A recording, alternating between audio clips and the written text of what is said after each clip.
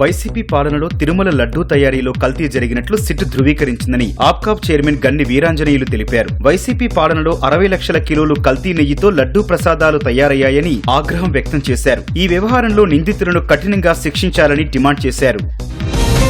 వైకాపా హయాంలో జరిగిన తిరుమల లడ్డూ కల్తీకి నిరసనగా నంద్యాలలో టీడీపీ నాయకులు ర్యాలీ నిర్వహించారు. టీడీపీ కార్యాలయం నుంచి టెక్కే ప్రాంతంలోని ఆంజనేయ స్వామి ఆలయం వరకు ర్యాలీ సాగింది. అనంతరం ఆంజనేయ స్వామి ఆలయంలో పూజలు నిర్వహించారు.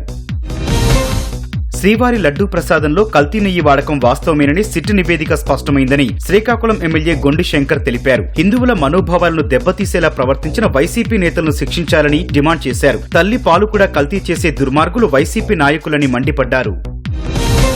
పశ్చిమ గోదావరి జిల్లాను బాల్య వివాహరహిత జిల్లాగా తీర్చిదిద్దేలా ప్రతి ఒక్కరూ కృషి చేయాలని కలెక్టర్ నాగరాణి పిలుపునిచ్చారు. బాల్య వివాహ ముక్త భారత్ కార్యక్రమంలో భాగంగా బాల్య వివాహ విముక్తి రథాన్ని ప్రారంభించారు. బాల్య వివాహాల నిరోధానికి కృషి చేయాలని కలెక్టర్ పిలుపునిచ్చారు.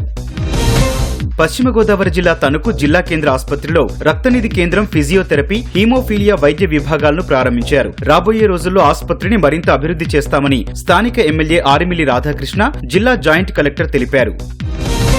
కృష్ణా జిల్లా పామర్రు వంతెనపై జరిగిన రోడ్డు ప్రమాదంలో ఓ వ్యక్తి చనిపోయారు. ద్విచక్ర వాహనం అదుపు తప్పి లారీ వెనక టైర్ కిందకు వెళ్లింది. సుమారు 100 మీటర్లు ద్విచక్ర వాహనాన్ని లారీ ఈడ్చుకెళ్లింది. ద్విచక్ర వాహనం నడుపుతున్న వ్యక్తి మృతి చెందాడు. రహదారి భద్రతా మాసోత్సవాల్లో భాగంగా అనంతపురం పోలీస్ కార్యాలయంలో ఉచిత వైద్య శిబిరాన్ని ఏర్పాటు చేశారు. ఆటో డ్రైవర్లు, పోలీసు శాఖలో విధులు నిర్వహిస్తున్న డ్రైవర్లు ఈ వైద్య శిబిరానికి హాజరై అన్ని రకాల పరీక్షలు చేయించుకున్నారు. ఆటో డ్రైవర్లకు జిల్లా ఎస్పీ జగదీష్ దుస్తులు పంపిణీ చేశారు. భీష్మ ఏకాదశిని పురస్కరించుకుని శ్రీకాళహస్తీశ్వర ఆలయంలో ప్రత్యేక పూజలు నిర్వహించారు. శ్రీ సోమ స్కందమూర్తి సమేత జ్ఞాన ప్రసూనాంబికా దేవికి సుగంధ ద్రవ్యాలు, పంచామృత అభిషేకాలు చేశారు. అనంతరం ఉత్సవమూర్తులను పట్టణ మాడవీధుల్లో ఊరేగించారు. ఆలయంలోని శ్రీ మేధో గురుదక్షిణామూర్తికి విశేష అభిషేకాలు నిర్వహించారు. కృష్ణా జిల్లా పెనమలూరు నియోజకవర్గం యనమల కుదురు శివాలయంలో శివరాత్రి కోసం జరుగుతున్న ఏర్పాట్లను జిల్లా ఎస్పీ పరిశీలించారు. టెక్నాలజీ ద్వారా భక్తుల భద్రతా ఏర్పాట్లను పర్యవేక్షిస్తామన్నారు. భక్తులకు సమాచారం అందించేందుకు ఈసారి స్క్రీన్స్ ను కూడా ఏర్పాటు చేస్తామన్నారు.